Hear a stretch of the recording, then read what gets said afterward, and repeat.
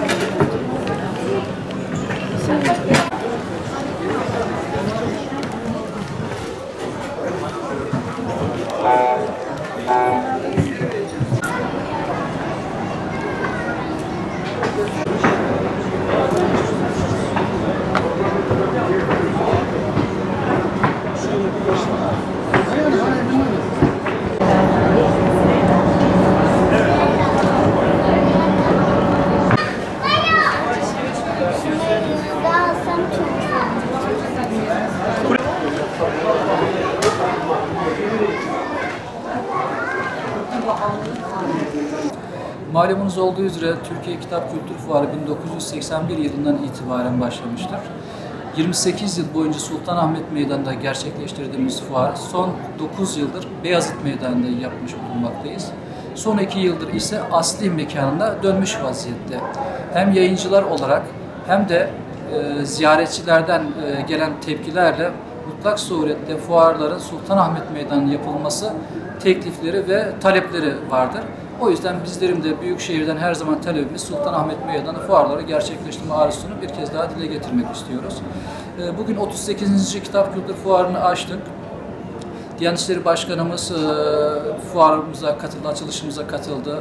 Aynı zamanda İstanbul Vali Yardımcımız katıldı. Büyükşehir Belediyesi yetkilileri, Kültür AŞ yetkilileri, diğer protokol üyeleri açılışa katıldılar. Ve büyük bir memnuniyetle fuarımızı açtık, Allah'a şükürler olsun. İstanbul seçimlerinin iptal edilmesi hemen akabinde ivedilikle fuar çalışmaları başladı ve 3-4 gün içerisinde bu görmüş olduğunuz fuarı bu hale getirdik. Bu yüzden Büyükşehir Belediyesi yetkililerine ve Türkiye Diyanet Vakfı olarak da gece gündüz demeden çalıştık ve emeğe geçen herkese teşekkürlerimizi arz ediyoruz. Seçimin belirsiz olmasıyla alakalı bir takım zigzaklar yaşandı.